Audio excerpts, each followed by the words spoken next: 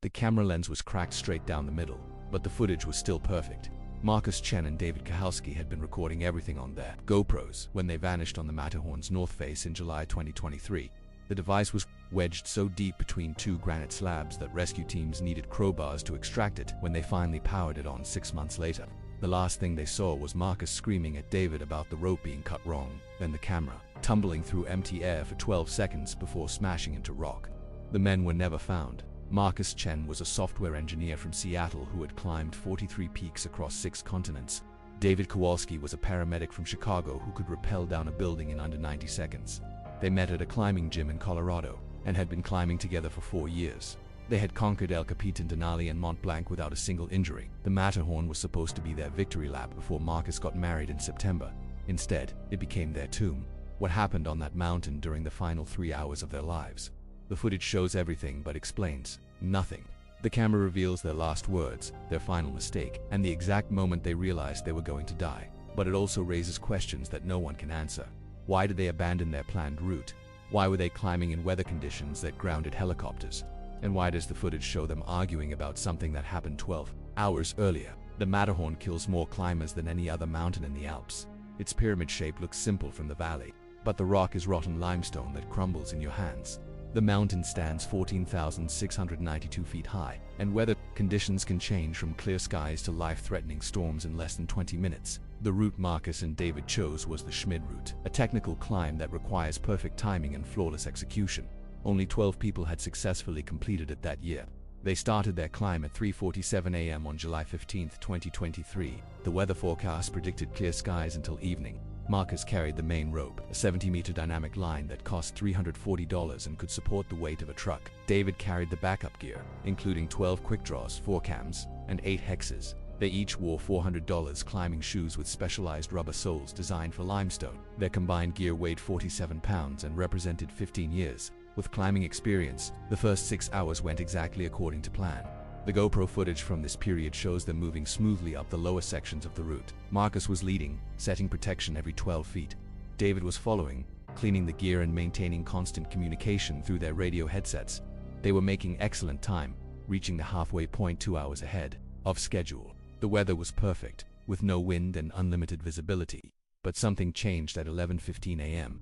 The footage shows Marcus suddenly stopping mid-climb and having what appears to be a heated discussion with David. The audio is unclear, due to wind interference, but their body language suggests disagreement. Marcus gestures repeatedly toward the summit, while David points back down the mountain. This argument lasts for 7 minutes, during which they make no upward progress. When they finally resume climbing, their pace has slowed considerably. The next hour of footage reveals why. They had encountered a problem that doesn't appear in any guidebook for this route. A recent rockfall had destroyed the standard anchor point at the route's crux section. The falling stones had created a gap in the rock face that was too wide to bridge safely. Marcus and David had 3 choices: retreat back down the mountain, attempt to climb around the gap using a much more difficult variant, or continue up, using a technique called aid climbing that would require hammering pitons into the rock. They chose option 3. The footage shows Marcus pulling out a hammer and a set of steel pitons that he had brought as emergency backup. For the next 90 minutes he slowly worked his way up the damaged section by hammering metal spikes into cracks in the rock. This technique is physically exhausting and time-consuming. Each piton placement requires perfect judgment about rock quality and angle. A single mistake means the piton pulls out under load, sending the climber into a potentially fatal fall. David was growing increasingly nervous. The audio becomes clearer during this section, and you can hear him repeatedly asking Marcus to consider retreating. "This is taking too long," he says at one point. "We're going to get caught in weather." Marcus responds that they're committed now, that going down would be more dangerous than going up. But the footage shows something else. The sky behind them, it has started to darken, and the wind is picking up. At 1:30 p.m., they reached the top of the aid climbing section. Marcus had successfully placed 14 pitons, creating a chain of protection that allowed them to continue upward, but the effort that had exhausted him. The footage shows his hands shaking as he tries to eat an energy bar. David appears more composed, but he keeps looking at the clouds building to the west. They were still 800 feet from the summit, with the most technical climbing still ahead. The weather arrived faster than anyone predicted. At 2:15 p.m., the first snowflakes began falling. By 2:30 p.m., visibility had dropped to less than 50 feet. The wind increased to sustained speeds of 35 miles per hour, with gusts reaching 60. These conditions make climbing extremely dangerous. Snow makes the rock slippery, Wind makes it impossible to maintain balance, and poor visibility means you can't see handholds or protection opportunities. Marcus and David should have stopped immediately and begun setting up a bivouac. The standard procedure in deteriorating weather is to find a sheltered spot, anchor securely, and wait for conditions to improve. They had bivouac gear with them, including a two-person emergency shelter and sleeping bags rated to 20 degrees below zero, but the footage shows them continuing to climb upward into the storm. This decision defies every principle of safe mountain climbing. Even experienced alpinists with decades of experience know that you don't fight whether on a mountain like the Matterhorn the mountain always wins, but something was driving them to continue, something that becomes clear only in the final minutes of footage. Marcus had climbed this route before, 7 years earlier, and had been forced to retreat just 200 feet from the summit due to weather. This was his second chance, and he wasn't going to let it go. At 3:45 p.m., disaster struck. The footage shows Marcus placing a cam in what appears to be solid rock. He clips the rope to the cam and continues climbing. David follows, putting his full weight on the protection. The cam holds initially, but then the rock around it begins to fracture. Limestone is notorious for this behavior, appearing solid until sudden failure occurs. The cam rips out of the rock, sending David swinging across the face on a pendulum fall. The fall itself wasn't fatal. David swings about 15 feet before the rope catches him on the next piece of protection, but the impact slams him into the rock face, and the footage shows him hanging motionless for several seconds. When he finally moves, it's clear something is wrong. His left arm is hanging at an unnatural angle, and he's having difficulty maintaining his grip on the rock. Marcus immediately begins setting up a rescue anchor to lower David to a more secure position, but they were running out of time.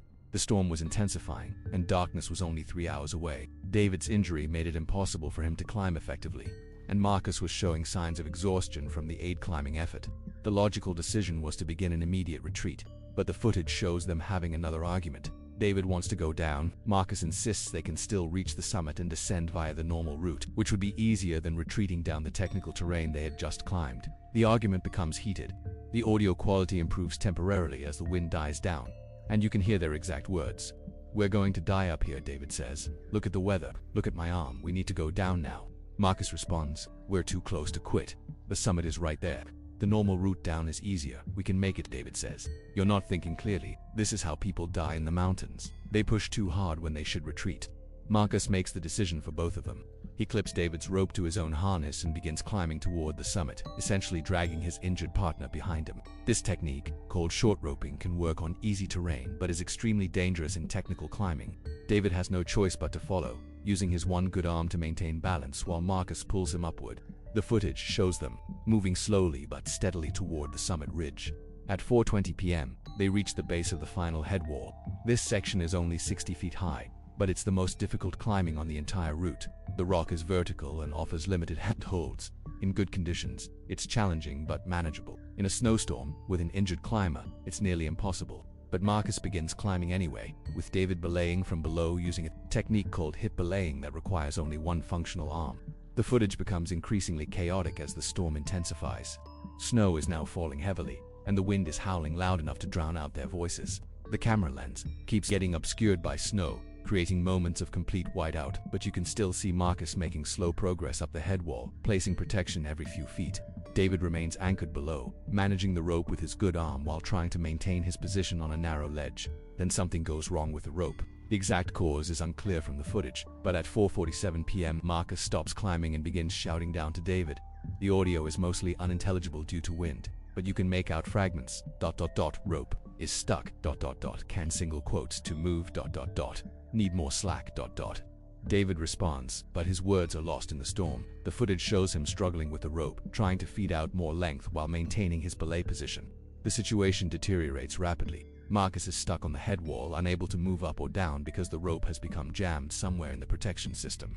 David is trying to solve the problem from below, but his injury limits his ability to manage the complex rope work required. The storm is getting worse, and visibility is now essentially zero. They're trapped in a situation where any movement could be fatal. At 5:03 p.m., the rope goes slack. The footage shows David looking up in alarm as the tension suddenly disappears. He begins shouting Marcus's name, but there's no response. The camera shows him preparing to climb up to investigate, but then the rope comes tight again with violent force.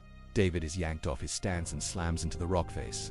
The impact is so severe that his helmet cracks, and blood begins streaming down his face. What happened next is shown in horrifying detail. The footage reveals that Marcus had fallen from the head wall, but his fall was arrested by the rope system. However, the sudden loading had caused a catastrophic failure in the protection. The cam that was supposed to hold their weight had pulled out of the rock, and the entire system was now hanging from a single piton that Marcus had placed hours earlier during the aid climbing section. The piton was never designed to hold the dynamic load of a falling climber. David realizes immediately that they're in mortal danger. The footage shows him trying to establish a new anchor point, but his injured arm makes the process nearly impossible. He's working with one hand while supporting Marcus's weight on the failing piton. The metal spike is slowly working its way out of the rock, and David can see that it will fail completely within minutes. He begins shouting instructions to Marcus, but there's no response. Marcus appears to be unconscious, hanging motionless in his harness. The piton fails at 5:18 p.m. The footage shows the exact moment when the metal spike pulls out of the rock, sending both climbers into freefall. David's camera captures 15 seconds of their fall, tumbling through space with a storm raging around them. The images are chaotic, showing fragments of rock face, rope, and sky spinning past the lens. Then the camera hits something solid, and the screen goes black.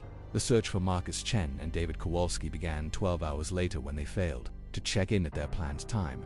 The initial search team included 6 professional mountain guides and 2 Swiss military helicopters. Weather conditions prevented aerial searching for the first 3 days, forcing rescuers to climb up the mountain on foot. They found the climbers' abandoned gear at the base of the head wall, but no sign of the men themselves. The search continued for 2 weeks, involving over 40 rescue personnel and costing an estimated $200,000. Teams climbed every possible route on the mountain, checking every ledge and crevasse where the climbers might have landed. They used ground-penetrating radar to search for bodies buried in snow. They deployed search dogs trained to detect human remains. They found nothing. The GoPro camera was discovered on January 15, 2024, 6 months after the climbers vanished. A team of ice climbers was ascending a different route when they noticed something metallic wedged between 2 granite slabs. The camera was 400 feet below the point where the climbers had fallen, indicating that it had bounced and tumbled down the mountain after the initial impact. The device was damaged but still functional, with 47 minutes of footage from the final day of the climb. The footage answered some questions but raised others. It showed exactly what had happened during the climbers' final hours, but it didn't explain why they had made such poor decisions. Marcus Chen was an experienced mountaineer who had successfully completed dozens of technical climbs. David Kowalski was a trained paramedic who understood risk assessment and emergency procedures. Neither man was a novice who might be expected to make fatal errors in judgment. The investigation into their deaths revealed several troubling details. First, the weather forecasts they had relied on was 12 hours out of date. The storm that killed them had been predicted to arrive the following day, but atmospheric conditions had accelerated its approach. Second, their planned route had been modified without proper research. The rockfall that destroyed the standard anchor point had occurred 3 weeks earlier, but the information hadn't been updated in the guidebooks they were using. Third, Marcus had been taking prescription medication for anxiety that could have affected his judgment at high altitude. The medication was legal and had been prescribed by his doctor, but it carried warnings about impaired decision-making in stressful situations. David had been unaware of Marcus's medication use and couldn't have factored it into his risk assessment. Fourth, both men had been climbing together for 4 years, but they had never encountered a genuine emergency situation that tested their partnership under extreme stress. The official cause of death was listed as multiple trauma due to fall from height, but the real cause was a series of small errors that compounded into a fatal cascade. The delayed weather forecast, the outdated route information, the prescription medication, the lack of emergency experience, and the pressure to reach the summit all contributed to their deaths. Remove any single factor, and they might have survived. The families of Marcus Chen and David Kowalski requested that the GoPro footage not be released to the public. They argued that the men's final moments should remain private, and that releasing the video would only satisfy morbid curiosity without serving any educational purpose. The Swiss authorities agreed, and the footage remained sealed in a police evidence locker. Only a handful of people have seen the complete recording, but the investigation report is public, and it contains detailed descriptions of everything the camera captured. The report reveals that the climbers were aware of their deteriorating situation for over an hour before the final accident. They had multiple opportunities to retreat safely, but they chose to continue climbing into increasingly dangerous conditions. The report concludes that their deaths were preventable, caused by a series of poor decisions made under stress. The Matterhorn has claimed over 500 lives since the first successful ascent in 1865. Most deaths occur on the normal route, where inexperienced climbers underestimate the mountain's difficulty. But Marcus Chen and David Kowalski died on a route that required advanced technical skills, the kind of terrain where only expert climbers venture. Their deaths served as a reminder that experience and skill offer no guarantee of survival in the mountains. The search for their bodies continues informally. Every climbing season, teams ascending the north face keep watch for any sign of the missing men. Climate change is causing glaciers throughout the Alps to retreat, occasionally revealing the remains of climbers who died decades ago. It's possible that Marcus and David's bodies will eventually be found, preserved in ice like so many others who have died in the mountains. The GoPro camera that captured their final moments now sits in a storage facility outside Zermatt, Switzerland. It's labeled as evidence in case file 2023-147, sealed in a plastic bag along with the climbing gear that was recovered from the mountain. The device still works, according to the police report. The battery died long ago, but the internal memory remains intact, preserving 47 minutes of footage that no one will ever see again. Marcus Chen would have turned 32 years old in November 2023. David Kowalski would have turned 29 in December. Their families hold memorial services on the anniversary of their disappearance, but there are no graves to visit, no bodies to mourn. The mountain keeps its secrets, and the men who challenged it have become part of its story. Another cautionary tale about the price of pushing too hard in pursuit of a summit that, in the end, wasn't worth their lives.